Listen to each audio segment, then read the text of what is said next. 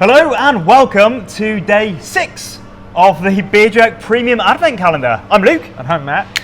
And today we are drinking what do they call it? A Kiwi Dark, a Schwarzbier. Yeah, so this is a dark lager, continuing our little mini lager odyssey that we're on here for the Advent Calendar. And this is from Shortjaw Brewing, who are a brand new brewery from Westport, down on the west coast of the South Island. And I think for all of you who don't live in Westport, this is probably the first time you've had a Shortjaw beer. Could well be. Yeah, they haven't been getting a lot of beer around the country. Cheers, or Prost. So the story of Shortjaw is a chap called Luke, who is, well, he is still a good beer writer. He didn't just stop being a beer writer because or a good writer because he opened a brewery. But you might know him from the podcast and beer blog called Ale of a Time, which was a really big Australian beer news website, basically. And so, yeah, he moved over to Westport from Melbourne, a year or a year and a half ago, something like that, and has set up Shortjaw Brewing. It used to be a brewery before he bought it. I believe it was called the Westport Brewery, though I'm not sure about that. Yeah, I think it went through a couple of hands. We should maybe re-up the Beer Jerk podcast and interview them at some point about it. Yeah, absolutely. But this is his dark lager, which is one of his core beers in the range. But yeah, it's one of the most remote breweries in New Zealand. There's not much else around on the west coast. And Luke is a big fan of, as this Luke is, traditional styles. I know this is something that he's been working really hard to perfect. Now, as we talked about yesterday, lager does not necessarily mean bland yellow fizzy stuff. And this is a really great example of a different lager style, where someone would look at a beer like that and who wasn't in the know would think it a stout. Maybe if they're a bit more educated, they might think it was a porter. But actually this is produced with a lager yeast. So again, in the traditional German tradition, it's cold fermented, then stored for a long time to give you that really clean, crisp finish. But there's some really nice kind of roast malt character in there, some dark chocolate, coffee notes coming through, while keeping it light and drinkable, and only about 4%, I believe. Yeah, 4%. Yeah, it's been really nice chatting with Luke from the very outset of when he was setting up Shortjaw about what his main beers would be, what he's into, what the core focus would be.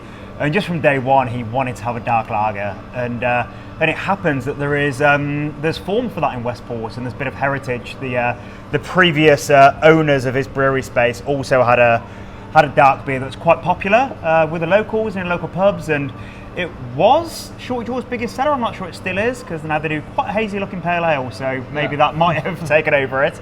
But really fantastic to see just the local community really embracing a dark lager. And it's a weird thing that people are like scared of dark beers, and it's something, you know, here at the Fridge and Flagon we hear quite often people that aren't beer drinkers, and they're just coming in and say, oh, it's dark, is it like Guinness? As if a Guinness is some sort of like treacle.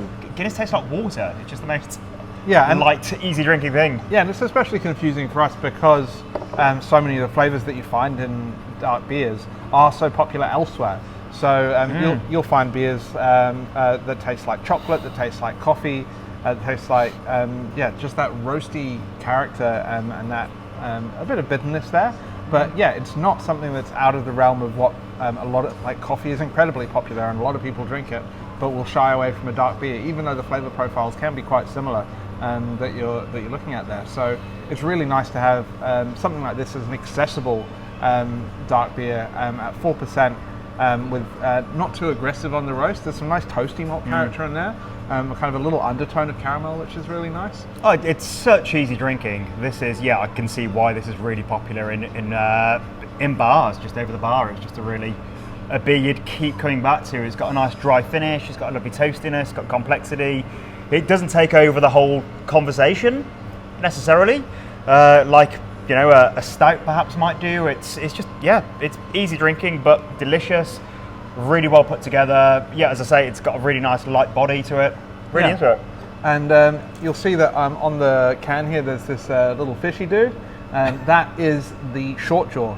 So it's a kind of variety, almost like a whitebait, and it's a kind of a small local fish that they find a lot on the west coast, and that's kind of where that Shortjaw name comes from. Well, it is whitebait. So whitebait, so the fish babies are 4 or 5 different New Zealand breeds of fish. And yeah, Shortjaw is one of them. And hopefully people are going to stop eating whitebait because it's a terrible thing for the ecosystem. Yeah. I don't know anything about whitebait, so I learned it here. But it's beautiful logo, really nice design. I'm really into just the Shortjaw aesthetic. It's pretty, I was going to say retro, but it's actually more timeless. Yeah. There's never been a time where this wouldn't have looked like a cool can. This could have been released in 1950 or today, and it's great classic, design. Classic, simple, elegant, like the beer. Really enjoying this from Shortjaw. So if you want to hear more from Luke at Shortjaw, you can, as Luke said, check out the Ale of the Time podcast and blog, find some of his writing. The Shortjaw social media profile has been really prolific with his story of setting up the brewery and the ups and downs that he's experienced moving back to Westport. So you can find out more about them there. Yep. And he's one of the 3 brewers in New Zealand that say interesting stuff on Twitter. So also give Luke a follow on Twitter. Yeah, absolutely.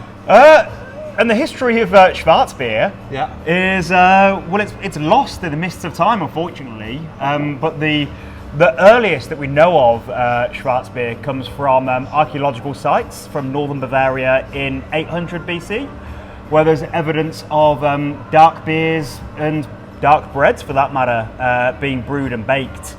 In Germany for, certainly 3 millennia, people have been drinking beer that's, I was going to say similar to this, but not so similar. I mean, for one thing, so the yeasts that would have been available 3,000 years ago would not have been as domesticated and cultivated as this.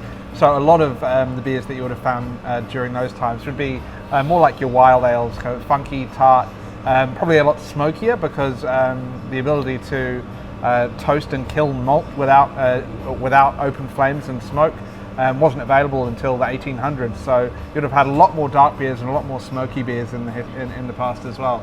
So you wouldn't have necessarily had that kind of clean, light brightness that this has. So I suppose if you imagine we're doing some sort of high-tech video documentary movie about the history of Schwarzbier, now we time travel from 800 BC to, I guess, around 1390, when in Braunschweig in Bavaria, people were drinking Braunschweiger Mumm.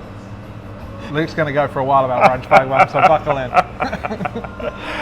So Mumm was a really fantastic and unique historic German beer style. And again, this is all way before humans really domesticated hops and really popularized the use of hops. These would have been beers made with various different botanicals. Matt mentioned a few days ago about Groot and different herbal beers. Yeah, so you would have seen us talking about that when we talked about our Southpaw botanical wit. And so the Braunschweiger Mumm, we did a lot of research into this a couple of years ago when we attempted to brew one. As Small Gods. As Small Gods. Attempted to succeed in brewing one, which got a gold medal, which was fantastic. But, and we went back and brewed another. Yeah, all sorts of interesting ingredients that went into those things historically. Blessed thistle, cardamom, mace. An egg. Eggs, bog myrtle, all sorts of different things. And then from there, I suppose you'd whiz fast forward to probably about 200 years ago, which is when lager yeast kind of isolated itself. So like any organism that exists, things are modifying constantly. And we can trace back the lager yeast, which is Cerevisiae Saccharomyces. No, Saccharomyces is an ale yeast. So Saccharomyces pastorianus and Saccharomyces carlsbergensis are the 2 main strains of lager yeast. Which were, isolated around, we've got history of those from around 200 years ago. Carlsberg isolated them more like 100 years ago, I suppose. Which, it's quite interesting to read up on the history of lager yeasts and actually how they split away from ale yeast to become something quite different. And there's, in the wild, the culture that was combined with ale yeast has never been found in Europe. It's been found on some oak trees in parts of Asia, in North America. But anyway, I do not know enough about that to be talking about it on YouTube. So I'll let you do some research myself, and maybe I'll read more about it one day. The lager yeast acts in a completely, not completely different way to ale yeast. They still eat complex sugars and turn them into alcohol. but the lager yeasts are bottom fermenting, where ale yeasts are top fermenting. And yeah, as we've chatted about today and yesterday, they perform better at colder temperatures, which is why they were really popular in Austria, in Germany, in those cooler climes for fermenting wintertime beers. Yeah, and as we touched on in the last video, it's sort of brewed during the winter when the temperatures were colder, stored often in caves until late spring and summer when they were released. Yeah. All right, I think that's probably about enough about Schwarzbier. We've got another lager type beer lined up tomorrow. We're not going to give you any spoilers though. We'll talk about why it's lager-ish tomorrow. So stay excited, and yeah, congratulations on Shortjaw for putting out a pretty baller first core range beer. Yeah. Big fans. Hope you all enjoyed out there. Cheers, everybody.